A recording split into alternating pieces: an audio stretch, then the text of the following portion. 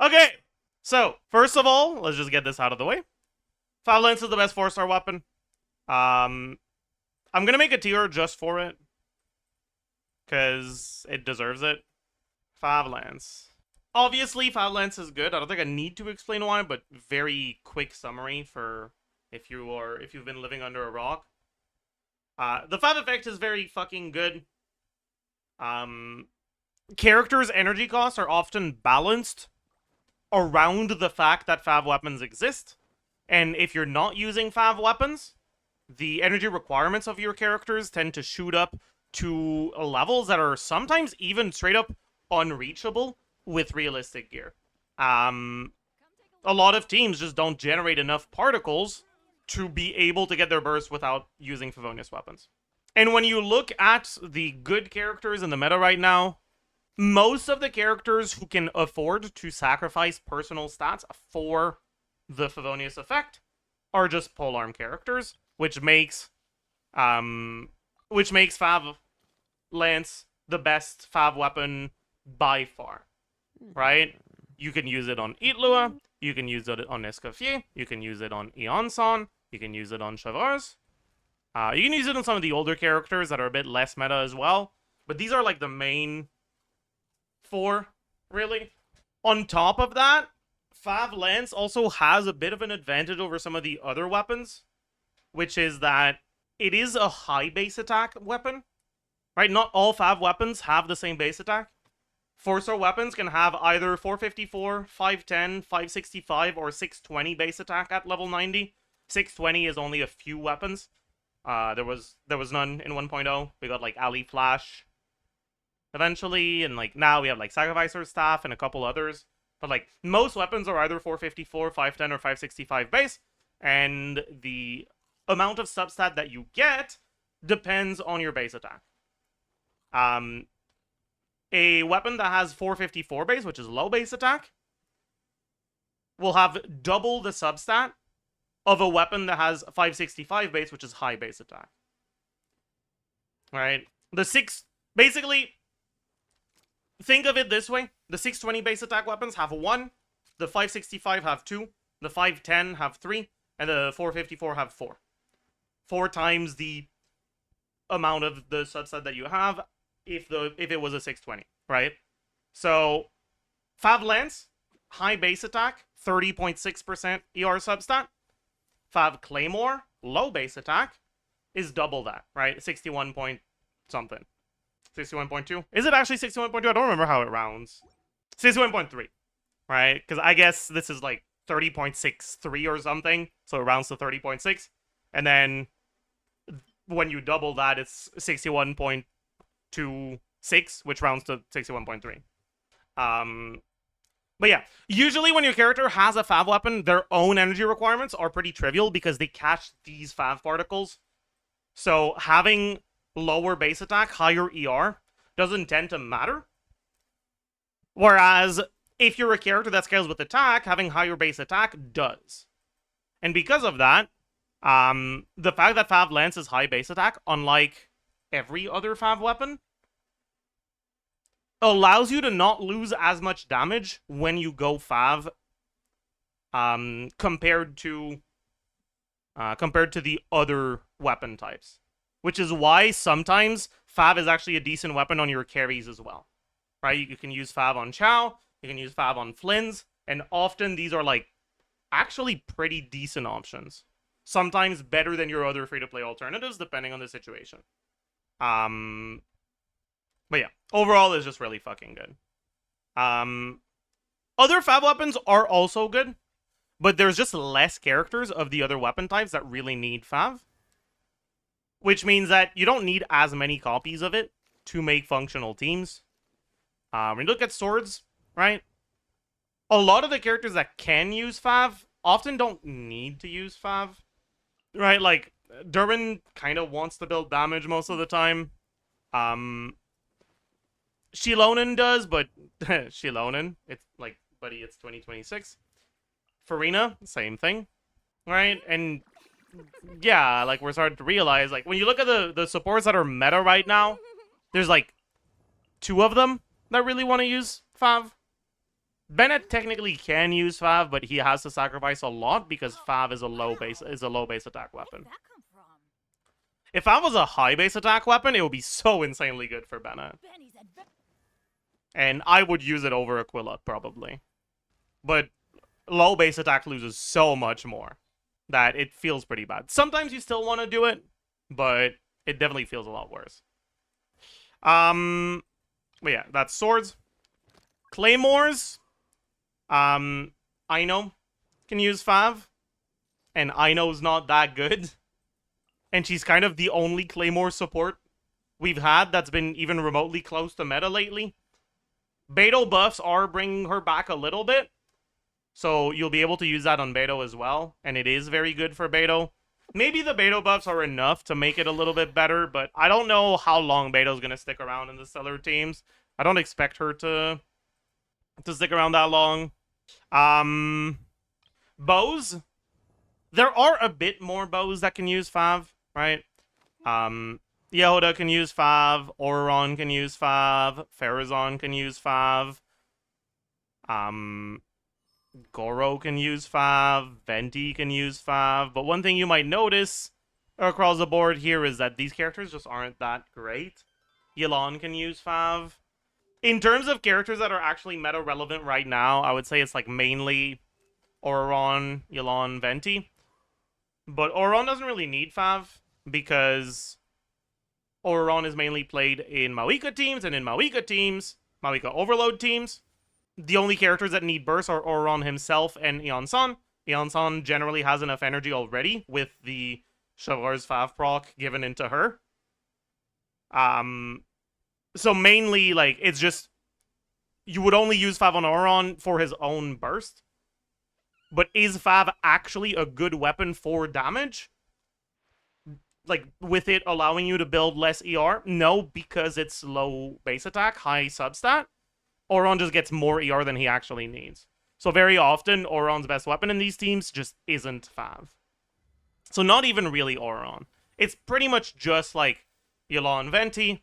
Venti is kind of just worse than Prune, so he's getting slowly phased out. And Yelan is also kind of getting slowly phased out as well. Nowadays, she doesn't see much play. So we're a little cooked. Diona, I suppose, with the stellar buffs, is going to make Fav Bow matter a bit more. But Fav Bow, unlike the other Fav weapons, is available just by doing the quest. So your first Fav Bow, like, you just put on Diona, I guess, and then, yeah. It's like, meh. It is what it is. And then Catalysts, I'd say that right now, Catalysts are maybe the second most important Fav weapon. It used to be Swords, but now it might be Catalysts. Nicole doesn't generally really want to use Fav, but like she can. Prune can use Fav. It's fine. Columbina can use Fav. Often pretty good. Mona can use Fav. That's like mainly it. See, Lolly and Sucrose Melt. I'm pretty sure in Sucrose Melt you can run double TTDS. It is upsetting, but I'm pretty sure you can. But yeah, TTDS existing makes Fav Codex a bit less impactful because often if you can sacrifice stats for a team-wide benefit, it's better to get the attack from TTDS than the energy from Fav. Nahida can use it, sure. But, I mean, it's... yeah. The reality is, if you are using a character that wants to use Fav, any Fav weapon is important. But because, one, the non-polearm characters that want Fav are just significantly worse than the polearm characters that want Fav, and two, often you will play multiple of these polearm characters that want Fav at the same time, right? Eon-san is very often in Chevreur's teams, and if you're playing an overload team, there is no team overlap whatsoever with Escoffier. So it is very possible that one of your teams is an overload team and one of your teams is a Skirk team with Escoffier. And those teams also have no overlap whatsoever with Idlua. I actually don't think at this point any of the non polearm 5 weapons even make S. I think they'd be A. Which is kind of crazy. Because we've gotten a lot of weapons lately that just are a lot of fucking stats. Power creep killing 5 stocks. It's not really the power creep. Because, like, 5 is kind of keeping up with the power creep. It's the changes in character designs that makes new characters a lot less burst reliant. Right? Lohan's burst is not worth building ER for. Nicole's burst is often just a DPS loss. Brune's burst is good, and she does use Fav. Linnea's burst is a joke. Varka's burst is a joke. Zabai's burst is not really worth building a lot of ER for, but also her teams kind of generate enough energy that she doesn't need a Fav on the team. Idlua wants Fav. Columbina sometimes wants Fav, but sometimes you don't even care about bursting every rotation. Durin gets a lot of flat energy refunds, so he can get away without using Fav. Yahoda. Nefer's burst is kind of like okay. Flynn's teams have Electro Resonance, so they're a bit less reliant on Fav. Llama only cares about EM and ER, so it's easier to get her to the ER thresholds without having to sacrifice a lot of offensive stats. I know does want Fav, but, like, you can see, right? Like, the characters that don't actively have aspects of their kit that make them not care that much about bursts still want Fav. So it's not really a power creep type issue. It's just that it so happens that the good characters don't tend to have much overlap with the characters that want Fav when it comes to recent characters, right? Like, out of the recent ones, it's pretty much only, like, Idlua, Columbina, Prune, I guess? Prune doesn't even, like, necessarily want Fav. She can use it, but sometimes you don't want to. Same for Idlua, same for Columbina, right? But anyways. I think maybe Fav Codex makes S, and the other ones are an A. I think that's probably reasonable. So Fav Sword, Fav Warbow, and Fav... Maybe Fav Claymore or Fav Greatsword is actually below that. That'd be a case of Hoyo removing energy management out of kit design because of casuals? Yeah, to some extent, it is. I thought Sword was very good. I mean, Sword is getting worse as Farina gets slowly phased out, right? But, like, you look at the characters that use Fav Sword versus Fav Codex right now, and it's like, for Sword, it's like Farina Shilonen. For Codex, it's like Columbina Prune. And, like, these two characters are honestly quite a bit better than Farina Shilonen. How did bro find a Farina slander on a weapon tier list? My bad. Sword is like top 2 most used weapons. Yeah, but that's just a byproduct of everyone having Farina C2. Because if you have Farina, like, if you are using Farina, obviously, right? Like I said earlier, if you are using the characters that want Fav of any of these weapon types, like, the Fav is going to be good. And if you have C2 Farina, you're a lot more likely to use her.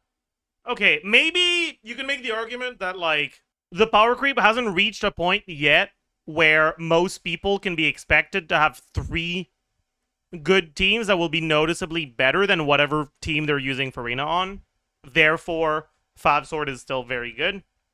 And that's probably fair. Like, that's a reasonable argument. But it's pretty close, and it doesn't seem like Stellar is gonna make that any better. I mean, maybe, you know, fingers crossed for Vodyanica, surely. Maybe I can put Fav Sword in S. Sure, whatever, fine. Okay, alright, we've got the Fav weapons out of the way. Let's do everything else. So, Lion's Roar probably just goes in C. Lion's Roar is a weapon that's, like, okay. But it's not really, like, ever significantly better than your alternatives, and it's more conditional. So it's like, fine, whatever. It's alright. Sure. Isn't, like, only Durin? Pretty much, yeah. Sack Sword. I think nowadays Sack Sword is a lot worse. Right? Because the sword users that want Fav that are meta right now don't want Sack. It's still kind of nice to have at least one copy of all of the Sack weapons, just in case, but I think it goes in C. Yeah, like, Sack Kazuha can get through Wolf very quickly, because his holdy is 2U. Like, there's usage to sack weapons because boss mechanics often have interactions that you can cheese. But yeah, that's kind of it. Ali Flash. Ali Flash is probably also C. It's not that good. Ali Flash gives your carry like 70 more attack ish than Sapwood. Is that true? No, it's not. It's what? It's 55 times 1.39. It's like about 70, whatever. Which is okay. It's fine. It's useful. But you lose the R out of it. And if you have any of the 5-star standard, or even just a stray SIG you lost a 50-50 to, or, you know, you used to play Ayaka or something, then Ali Flash is worthless. The upside of it, I think, is not really high enough to really justify caring about it. Yeah, Sapwood really made Ali Flash less appealing. The flute. Flute is never really useful. Zyphos is Moonlight. I mean, it's technically generally the best EM weapon. Like, EM main stat weapon. For characters that aren't carries. But it really doesn't do much. It goes in C. It's okay. I think an account that doesn't have Zyphos is in a much better spot than an account that doesn't have Fab Greatsword. What is this called again? Dog Hands Assistant, I think? Garbage. Dog Hand lost its only use case with the release of the Nullcry craftable. Sturdy Bone. Garbage. Cinnabar Spindle. Cinnabar gets worse just by virtue of Albedo not being that good of a unit, but it is a pretty good weapon on him. So I think it goes B. Umbrella. Umbrella's C. It's whatever. It's nice to have, I guess. But it's not really better than Iron Thing, so who cares? What the fuck? How did you go there? Pipe. Like, how is this putting it over there? Okay, whatever. Pipe. How good is the pipe? Also, I'll move chat so you guys can see everything more clearly. Pipe is probably like literally the only reason to use it is if you don't have a Fav. Right? But that's the only reason to use it. But I guess you could use it. Like, there are accounts where you would use it, I guess. So sure, it goes here. Narcissenker's Sword. This one's kind of funny. Because, like, I think there's a very real possibility that we eventually get a Pneumosia boss in Stygian where owning this sword is actually going to be meaningful. So I don't want to put it in D. So I think I'll put it in C just because of that. It would be so funny. It's possible we never do, but, like, it's also very possible that we do. Calamity of Eshu. Probably goes A. I don't think you're in a bad spot if you don't have it. Because when you look at, like, Skirk, which is the main user for it, right? The reason why her Seatlali teams are good is because of how good this weapon is. But that means that if you don't have this weapon, you just play someone other than Seatlali, and that's fine, right? If you use Mona instead, it's fine. Like, Mona with Finale of the Deep instead of Seatlali with this is completely fine. So it's really not that big of a problem not to have this. Unless you're, like, still playing the team with Seatlali just for fun. Because you like Seatlali, or because there's a boss that wants Night Soul or whatever. That's why I don't have it in S. Because, like, for the amount that it provides... Like, if you could get the upside from Eshu on the teams that, even without Eshu, are already the best teams, it would be S, I think. But because the Silali teams are worse by default and only get better as a result of Eshu being good, then the gap between having it and not having it is not as high. Moonweaver's Dawn. I think this weapon is kind of just better than Lion's Roar for Duran. It gives a little bit less stat, but it's guaranteed full uptime. It works in every team. And you don't have to fucking change the weapon all the time if you just have him on this, because no one else uses this. If you have refines on it, it gets a bit better. Not to the point where, like, it's amazing. Because the only character on which it's amazing is Berserk, and Berserk is bad. Is it good at the free R1? Yeah. Like, R1 is 20 burst damage, which is, you know, you're comparing it to Lion's Roar's 36 damage. It's 16 less. But it's a slightly better stat line because it's high base attack, low substat. Overall, it's just a little bit worse versus full uptime Lion's Roar. But sometimes Lion's Roar isn't full uptime. Even in teams that are, like, overload teams, sometimes you'll get hits on enemies that don't have an aura on them.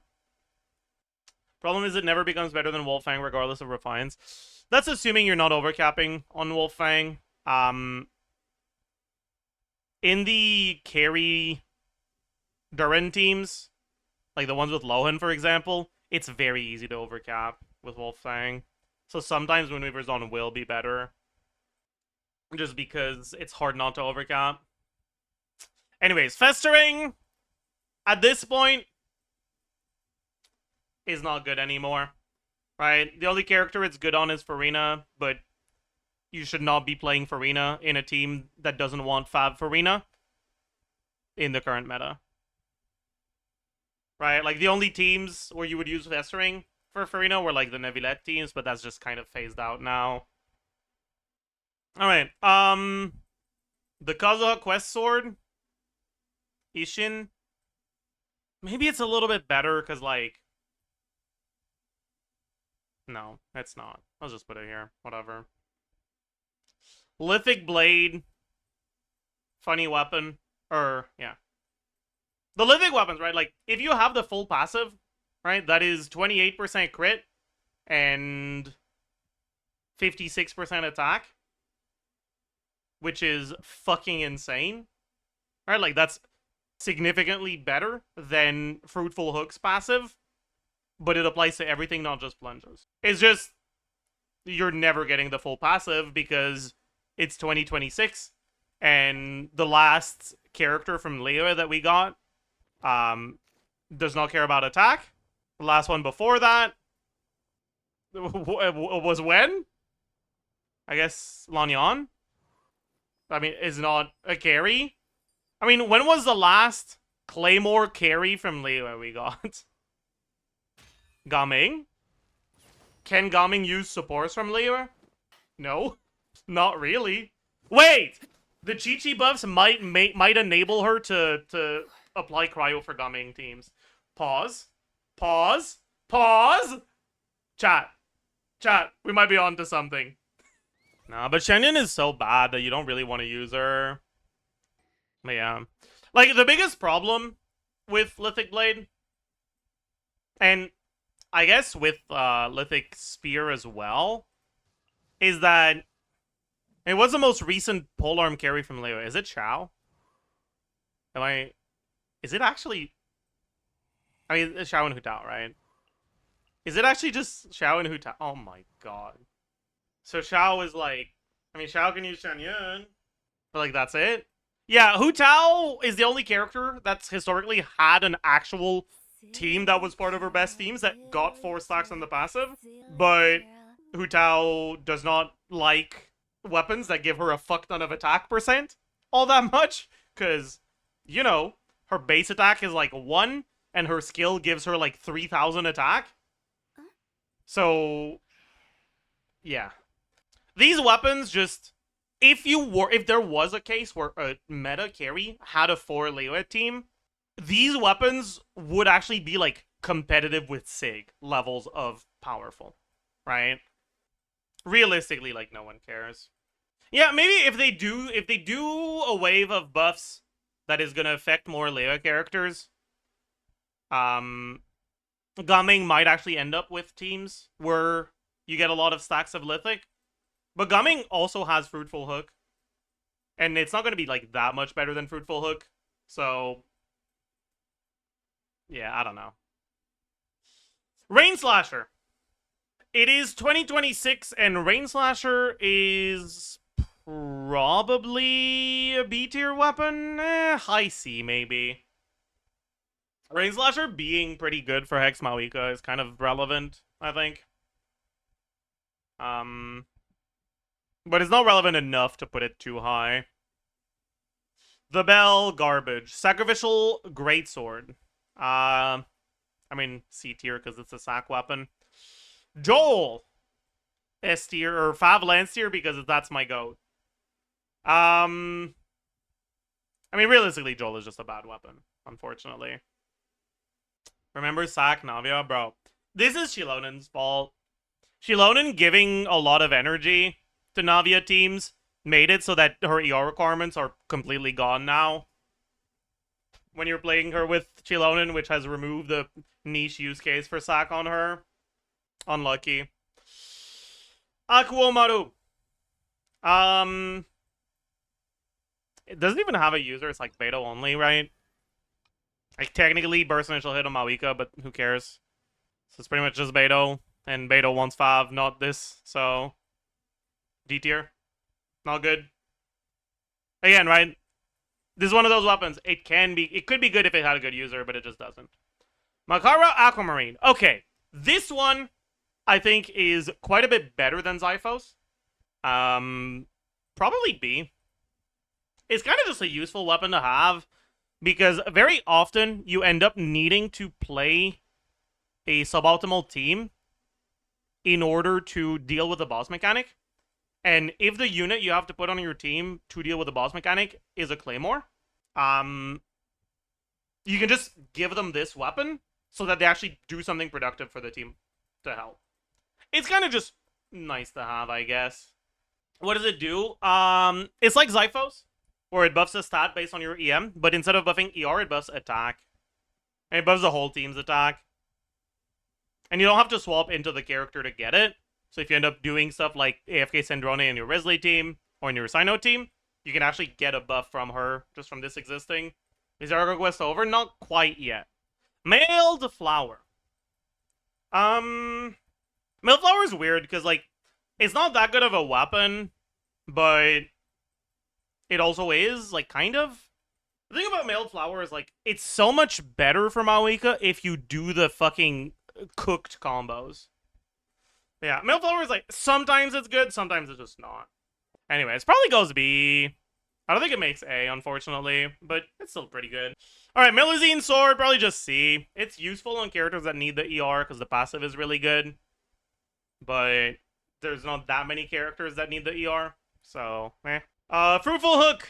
I mean, the main issue with Fruitful Hook is just that the plunge characters just aren't as good as the current meta characters are. It probably goes in A anyways, Joe, though, because it is actually pretty noticeably better than your other options, generally. Anyways, Portable Power Saw, garbage. Flame Forged Insight. Garbage? Dragon's Bane. Are you a dragon? Are you scared of Dragon's Bane? It is the Dragon's Bane of evil. Dragon's Bane is probably just C. Like, it's fine. It just doesn't tend to do that much. That Claymore is good for Ino's ER requirements. Yeah, but if you don't have it, you can just get the craftable and you're fine. And either way, you'd rather have Fav. So it's like, meh.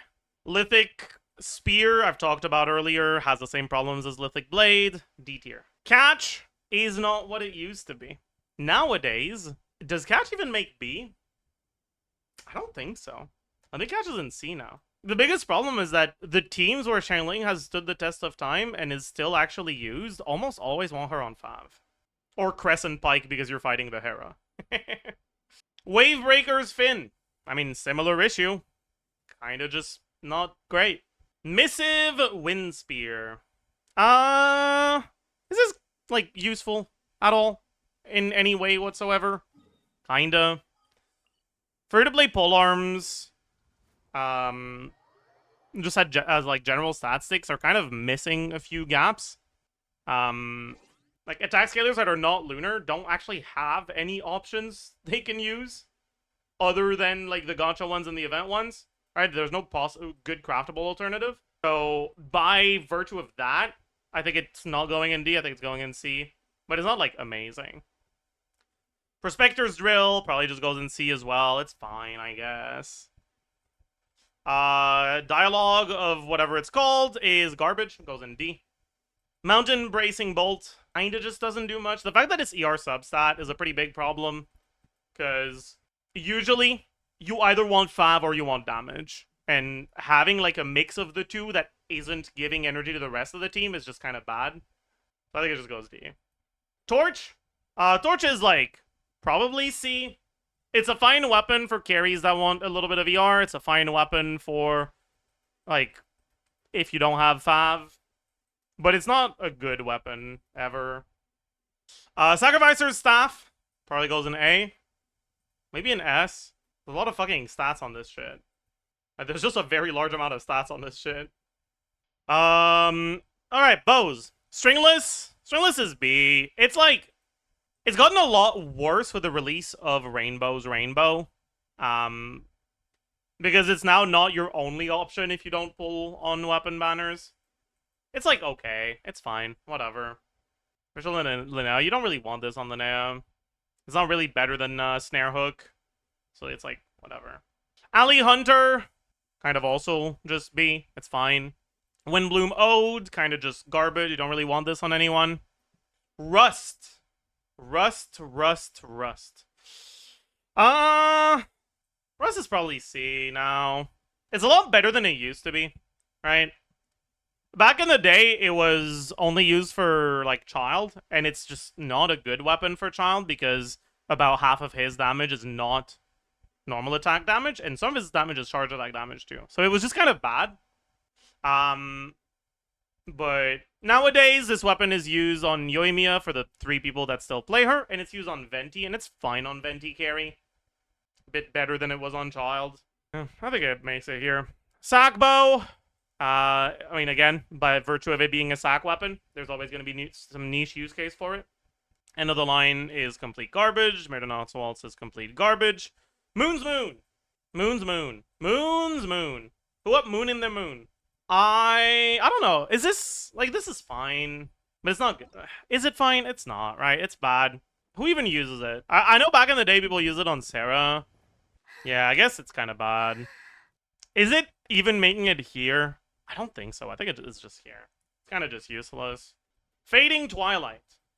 It's also kind of useless. Like, characters that care about energy recharge and damage percent. When's the last one? A long, long time ago. Yeah, alright. Goes in D. Ibis Piercer. The only characters it's good on have better options. Cloud Forged. Same thing.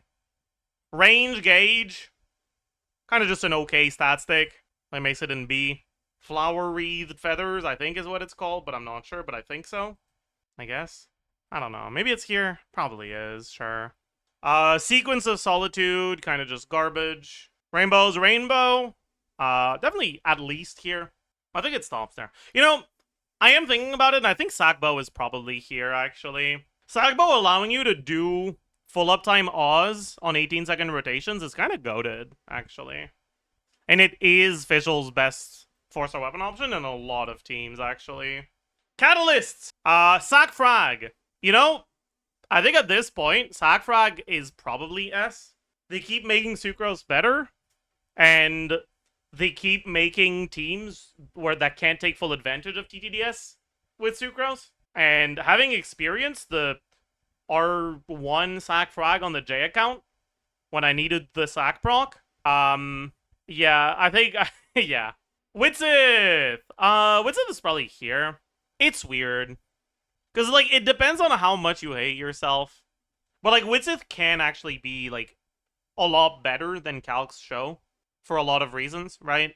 Enemies often have down phases where they have lower resistances, and if you line up your Widsith proc with those down phases, then a larger portion of your damage is happening with these increased stats from Widsith. If you reset for Widsith RNG, it gets better.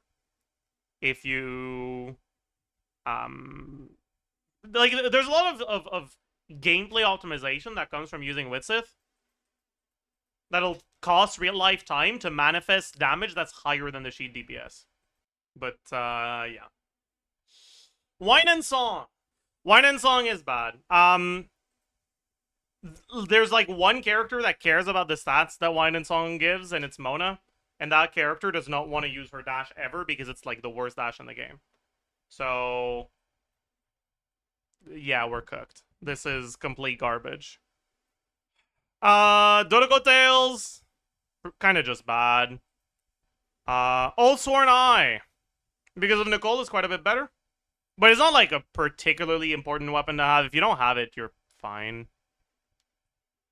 Wandering Evenstar. Probably goes here as well. Can be pretty nice to have.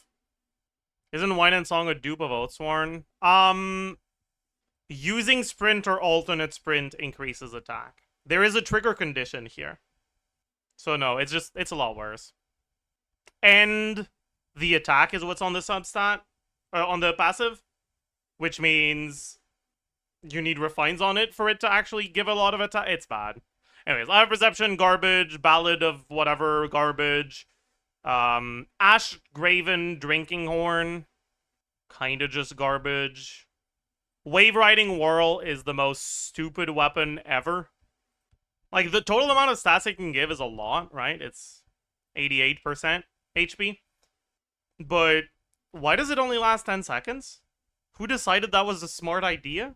Why not make this like 12? And the cooldown 12? Like, what's going on? Are they stupid? Whatever, man. Because Molani, but like, okay, cool. And then Sharky decides to take the scenic route and you lose the buff before it hits?